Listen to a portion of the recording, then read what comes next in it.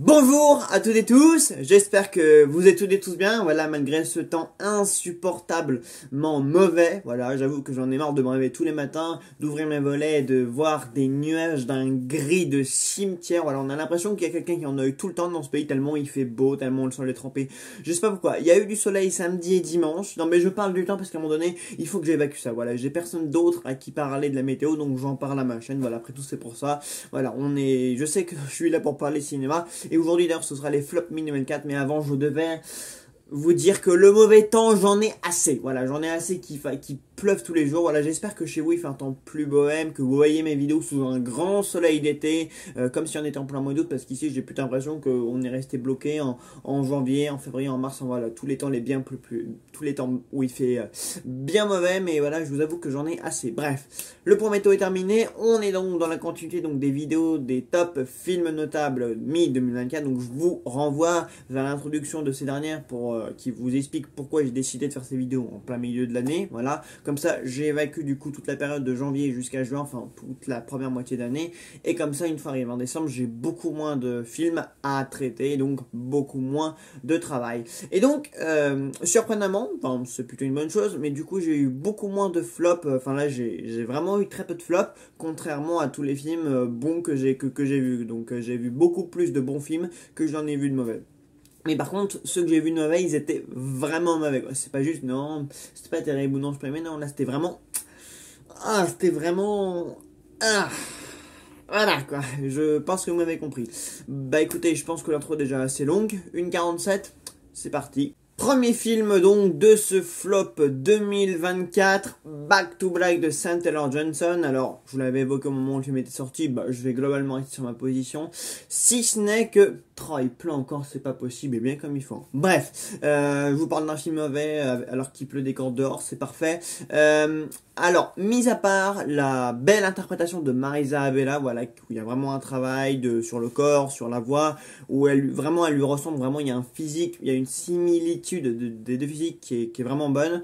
Ça va être le seul truc vraiment que je vais retenir de ce biopic. Voilà, mis à part le fait que j'ai beaucoup aimé ce qu'elle a apporté à l'écran, l'actrice principale, tout le reste, je l'ai oublié. Voilà, je vous parle du film là, mais il y a peut-être même pas un ou deux moments où elle chante qui me soient restés en tête, quoi.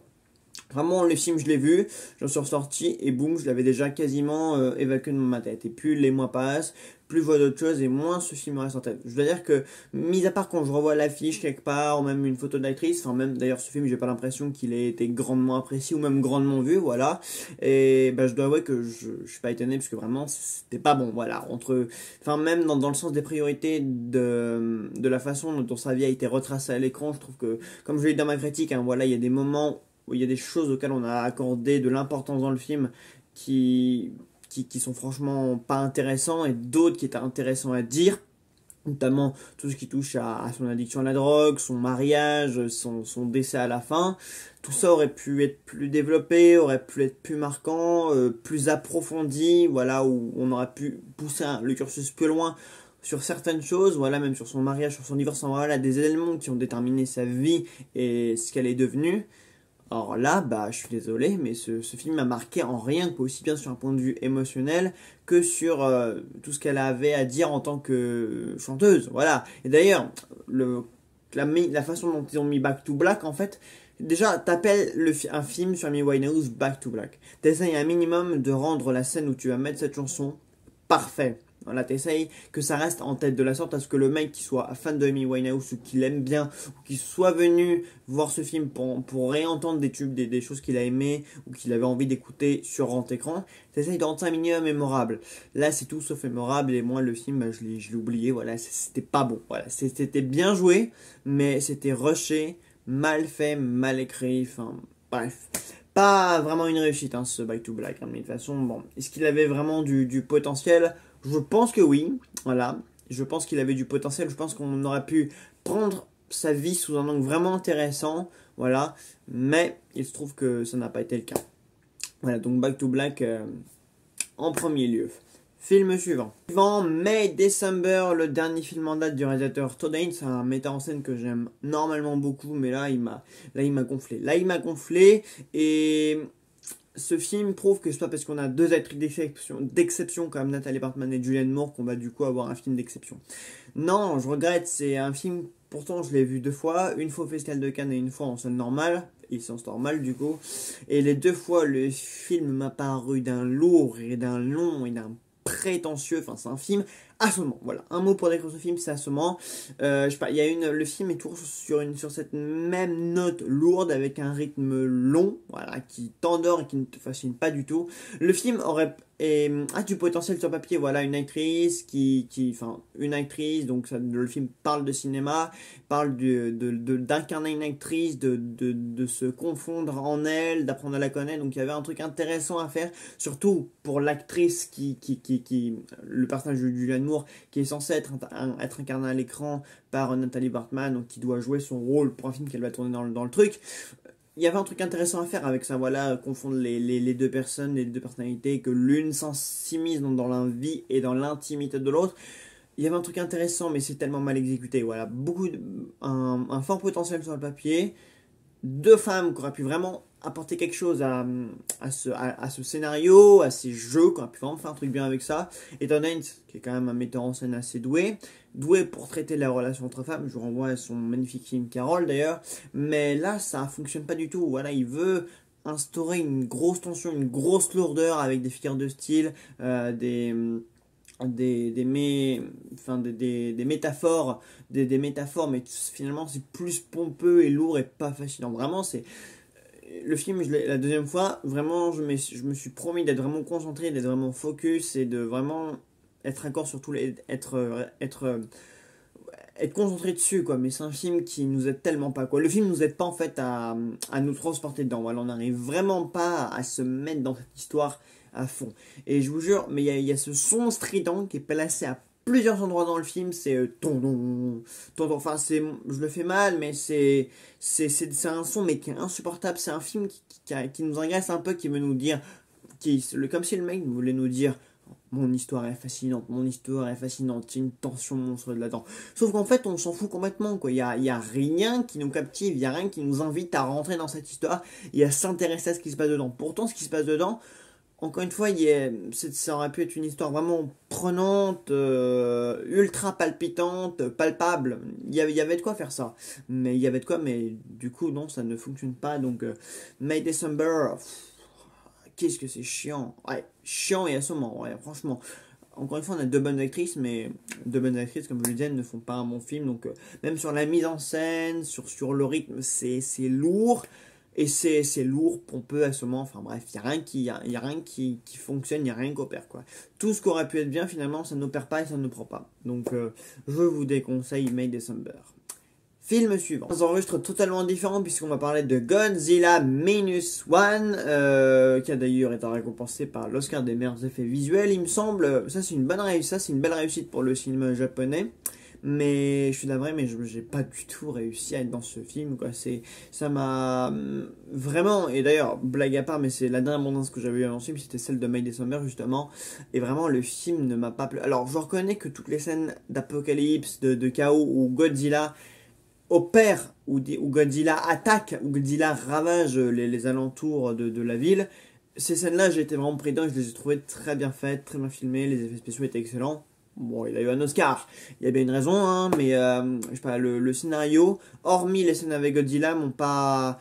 Tout ce qui est mis en œuvre en fait pour se défendre de Godzilla et pour l'attaquer, voilà, pour l'avoir, ça m'a pas porté du tout, quoi. L'histoire m'a pas porté du tout. Voilà, tout le scénario, hormis les scènes où Godzilla est là, où Godzilla est au premier plan, ça m'a pas parlé du tout. Voilà, je suis désolé, c'est vraiment pas un film qui m'a captivé, qui m'a intéressé. Et à part les scènes avec Godzilla que je trouve vraiment incroyables, voilà, toutes les scènes apocalyptiques où il détruit tout, ces scènes-là, je les ai trouvées, c'est les seules scènes que je trouve géniales.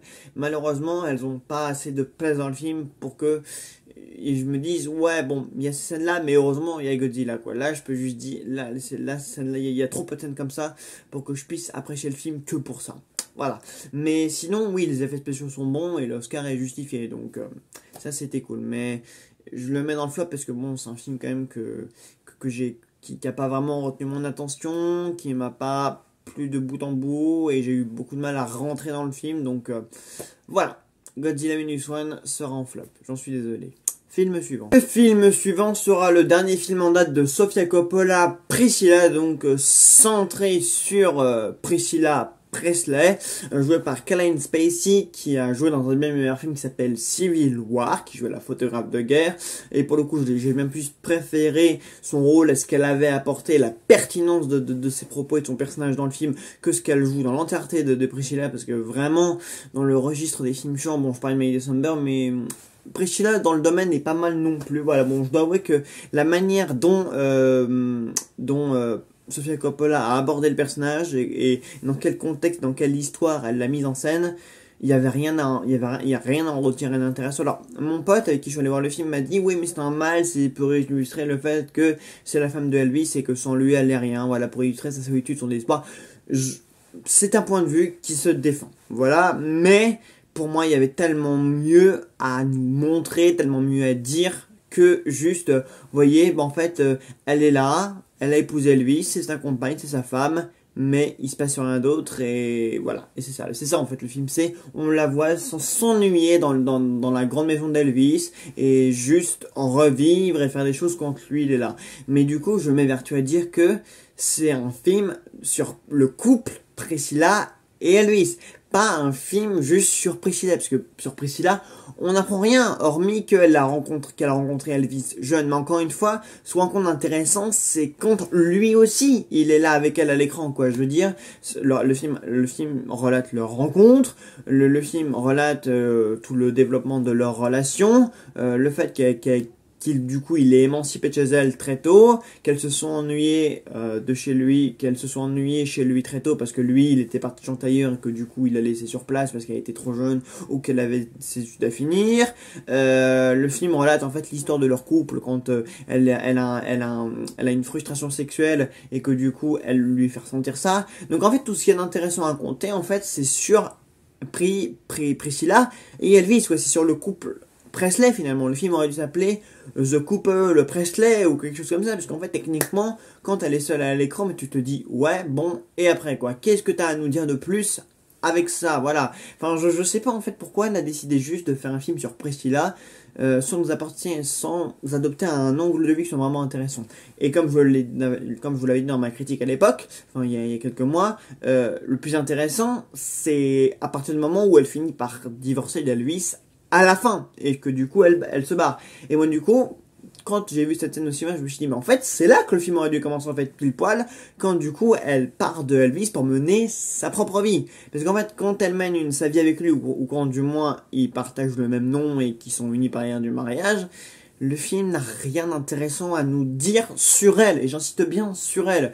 Sur eux deux, oui, il y a des choses à dire sur eux deux, leur relation, comment leur relation fonctionne, on parle de sa carrière à lui, mais sur elle, vraiment, il n'y a aucun angle de vue où tu te dis, ouais, Priscilla, grande héroïne, super intéressante, enfin, elle fait rien pendant qu'il n'est pas là. Donc justement, enfin, je m'évertue à dire que c'est quand le film se termine, qu'elle aurait dû commencer par là et faire un film à partir de là, en fait, de ce point-là, jusqu'à un autre point. Donc voilà, pour moi, Priscilla, l'angle de vue n'est pas le bon. Du coup la performance de Kevin Spacey, du coup elle a rien de grand, elle a rien de bien intéressant à jouer, elle a rien à apporter à l'écran vu que le scénario ne lui permet pas de nous offrir une performance comme elle aurait pu nous le faire et comme elle nous le fait dans d'autres films d'ailleurs. Donc voilà, navré, mais je ne vous conseille pas le dernier film en date de Sofia Coppola. Voilà. Par contre je vous conseille ouais, non, en fait, ça fait un moment qu'elle n'a pas fait de mon film, Sofia Coppola. Et apparemment, le dernier film de son père non plus est pas terrible. Donc, le père et le fils qui font un mauvais film dans la même année, bon, Megalopolis, j'ai attendu, le film d'Arcane Autumn, donc on aura le temps d'en parler. D'en reparler en critique, en top, etc. En top, j'espère, et en bon terme, j'espère, pendant la critique, mais là, je suis pas très rassuré de ce que Sofia Coppola et son père ont à nous offrir ces derniers temps. Bref. Ensuite, le dernier film, enfin, l'avant-dernier film en date de Quentin Dupieux. Non, parce que j'ai adoré, du coup, le deuxième acte, mais pas du tout Dali. Voilà. Dali. Non, Dali, si je devrais dire. Dali, j'ai pas trouvé ça très intéressant, j'ai pas trouvé ça très drôle non plus, et quand Dupieux n'est ni intéressant ni drôle, ça donne des films bah ça donne des films mauvais tout simplement. Voilà, avec lui de toute façon c'est ou tout noir ou tout blanc ou tout gris. Voilà, il a un univers qui fait que soit ça passe soit ça casse. Autant avec le deuxième acte, ce qu'il avait à nous dire et comment il le disait, comment il le mettait en scène, ça fonctionnait très bien. Pareil pour Yannick, mais là Dali, c'est un montage redondant et pénible au possible, des acteurs insupportables. Enfin, alors on m'a dit que du coup, le film était fidèle au personnage de Dali, de comment, enfin, que ce que Quentin Dupieux en avait fait, c'était fidèle au personnage à la vraie personne qui avait été Dali. Peut-être, mais bon, du coup, ce que ça rend dans le film, c'est pas terrible non plus, quoi. C'est pas parce que c'est fidèle au personnage que forcément, c'est quand même possible d'en faire un bon film aussi. Donc peut-être que le film n'était pas essentiel non plus, ou peut-être que ça ne convient pas forcément à l'univers de Quentin Dupieux. Mais en tout cas, la façon dont c'est écrit, dont c'est joué, et encore une fois, mis à part le premier sketch du début, voilà, vous savez, où Dali marche infiniment dans ce couloir. Cette blague-là, elle marchait très bien. Voilà, c'était une idée très bête, mais elle m'a marqué, la preuve. Mais je sais pas, mis à part ça, j'ai pas du tout adhéré, ça m'a pas fait rire une seconde. Aucune blague, aucun truc qui revient, parce qu'il y a des gags en plus, il y a des running gags qui fait revenir dans le film. Et là, pour le coup, ça m'a paru vraiment long, quoi. Ça m'a paru long, pas drôle et redondant. Voilà, donc non. Dali, ouais, je pense que c'est un des plus mauvais du pire. Hein. Un de ceux où j'ai le moins adhéré, un de ceux qui m'a fait le moins rire. C'est dommage, parce qu'il avait fait Yannick juste avant. Yannick, qui est pour moi qui est vraiment un très bon film en général et un des meilleurs du pieux. Mais là, non. D'ailleurs, je vous recommande le documentaire Fumer fait filmer donc sur Quentin Dupieux, où justement on a des coulisses de Dali et d'un de ses autres films sur sa vision du cinéma, qui est un très bon documentaire où on comprend vraiment comment lui voit le cinéma, comment il fait du cinéma, ce qu'il veut faire avec son cinéma. Enfin voilà, on est vraiment dans sa tête, on discute avec lui et puis avec d'autres acteurs qui ont participé à son cinéma. Donc voilà, recommandation de documentaire, Fumer fait filmer, dispo sur MyCanal, enfin Canal+, quoi. Film et dernier film. Et enfin, le premier flop de cette mi-année 2024, enfin un autre film le doublera peut-être d'ici là, mais pour le moment, SOS Phantom Frozen Empire ou La Menace de Glace est assez mauvais pour être assez haut dans le haut du panier des flops de cette année 2024. Voilà, film que j'ai déjà oublié d'ailleurs. Hein. C'est très drôle, mais heureusement que j'ai pas attendu du coup la fin 2024 pour vous reparler de ces films, parce que je les aurais complètement oubliés et hors de question que je les revoie. J'ai d'autres films à voir et autre chose à faire que de mater des navets pareils, des films qui n'ont aucun sens, aucune créativité, qui ne reprennent en rien le charme tout ce qui faisait le charme et l'ADN des premiers films Ghostbusters, parce que moi j'ai aimé Afterlife, j'ai beaucoup apprécié aussi le reboot féminin, et bah, ce Frozen Empire ne reprend rien en fait de ce qui faisait le comique, la magie, la force en fait des premiers Ghostbusters. C'est long à la détente, c'est mal joué, c'est pas intéressant, et la menace qui nous est exposée, teasée pendant tout le film et qui n'arrive qu'à la fin finalement, bah plus t'attends de la voir, moins t'as envie de la voir, et quand elle arrive t'es plus du tout intéressé. Le climax est bâclé, écrit, tourné, monté, mal fagoté en 2 minutes. Enfin c'est assez désespérant le rendu final de ce SOS Fantôme, quoi. SOS Fantôme, au final, SOS quoi, parce qu'au final les fantômes, on ne les voit pas. Voilà, il y en a un pauvre malheureux au début du film, et après, jusqu'à cette menace de glace qui intervient vraiment dans les 15 dernières minutes, là, finalement, la menace est dite, la menace est teasée, la menace est présentée, ça, on nous la présente, ça, il n'y a pas de problème, on nous la présente, mais à un moment donné, il faut arrêter les présentations et hop, nous la mettre, cette menace, faut la mettre en scène, faut la confronter aux autres, faut qu'il y ait une chasse aux fantômes, enfin voilà, Ghostbuster, quoi. Mais là, le côté Ghostbuster, je sais pas, là, il manque une partie du titre, je suis désolé, mais c'est un film qui, je me suis dit, vraiment, j'ai pas arrêté de regarder ma montre, et je me suis dit, mais c'est pas possible, mais qu'est-ce que c'est long, qu'est-ce qu'on s'en fout de ce qu'il nous a raconté dans le film, ah non, non, c'est aberrant. Voilà, ce Ghostbuster fantôme fantôme de rien du tout. D'ailleurs, c'est aberrant à quel point le mec est derrière la caméra, ne met pas la moindre âme, à quel point le scénario ne nous fait pas rentrer dedans, le scénario est pas intéressant. Et même les anciens membres des Ghostbusters, quoi, ils sont pas investis, leurs personnages n'ont rien d'intéressant à raconter. Le pire de tout, je pense que c'est Bill Murray. Lui qui est vraiment, lui, on sent que les rôles qu'on lui donne dans les derniers Ghostbusters, même Afterlife, c'est vraiment juste pour les millions de dollars qui s'ajoutent dans son compte en banque, parce que vraiment, il a rien à faire dans ce film. Aussi bien son personnage que lui-même. Enfin, il apparaît en mode, je suis là, j'ai signé un contrat, pour l'argent, c'est tout, m'en demandez pas tant. Voilà. Et bah, ça se voit. Vraiment, ça se voit en fait quand les acteurs, quand le scénario est pas intéressant, parce qu'en fait, tout le monde s'en fout. Et alors, je rappelle qu'il y a un truc que j'avais bien aimé, c'est la relation entre Phoebe, donc la plus jeune héroïne, et la fantôme. Voilà, et la fantôme, les deux se parlent, les deux communiquent. Voilà, ça, c'est chouette, ce qui est de ce côté-là. Mais à part ça, je dois avouer que je me suis ennuyé tout du long. Donc, SOS Fantôme, la menace fantôme, la menace de glace. Enfin, je confonds tout tellement ce film m'a miné l'esprit. Bref, n'allez pas le voir, ne le voyez pas. Si vous n'avez pas payé pour ce film-là, du coup, vous en voudrez pas. Alors que normalement, je suis le premier à vous dire, allez au cinéma, donnez leur chance au film, mais à des bons films. Voilà, tant qu'à faire. Et voilà, donc j'en ai fini avec ces flops. J'espère que la vidéo vous aura plu. Et puis, on se retrouve très très vite pour une vidéo. Salut à tous.